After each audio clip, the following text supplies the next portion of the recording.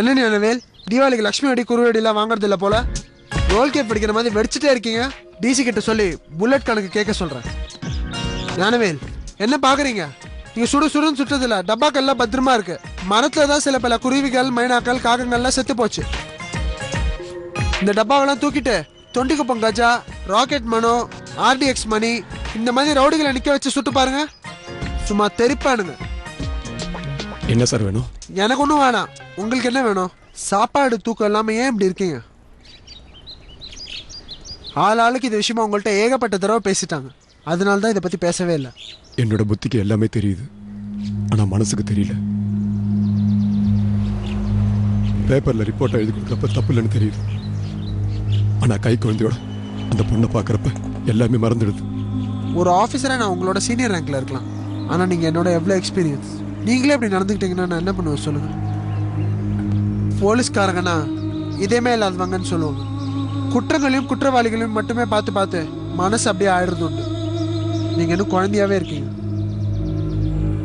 கடவுளுக்கு அப்புறமா ஒரு உசுரை காப்பாற்றுற சக்தியும் அதிகாரமும் நம்மகிட்ட தான் சார் இருக்கு. நம்ம தான் சார் பவரோட உச்சக்கட்டம். நம்மளை யாரும் கேட்க முடியாது. அதுக்காக நம்ம என்ன வேணாலும் செய்யலாங்கிறது அர்த்தம் இல்லை. நம்ம மனசாட்சி தான் சார் கோர்ட், ஜட்ஜ், கடவுள் எல்லாமே. அதை ஏமாத்திட்டு நாம எதுவுமே செய்ய முடியாது. ஓகே, ஒத்துக்கிறேன். ஆனா இப்ப நடந்ததை மாற்ற முடியாது. என்ன பண்ணலாம் சொல்லுங்க? அது தெரியாம தான் குழம்பிக்கிட்டு இருக்கேன். இதை பாருங்க நினைவேல், இதில் நீங்க செய்ய முடிஞ்சது எனக்கு தெரிஞ்ச ஒன்னே ஒண்ணுதான். போய் அந்த பொண்ணை பாருங்க. என்ன பார்த்தாலே ரொம்ப டென்ஷன் ஆயிடுறாங்க. ஆகாம என்ன பண்ணுவாங்க? ஆகத்தான் செய்வாங்க.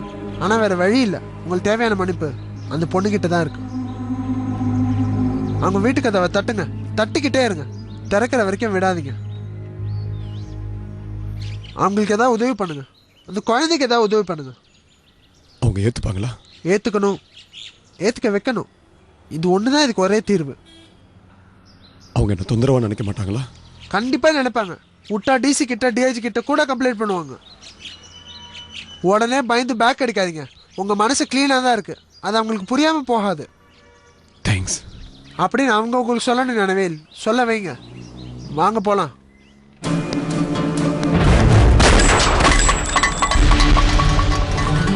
பாத்தீங்களா, அப்ப டப்பாவை கூட சொல்ல முடியாத மாதிரி சீனா போட்டு என்ன கலாய்ச்சிட்டீங்க.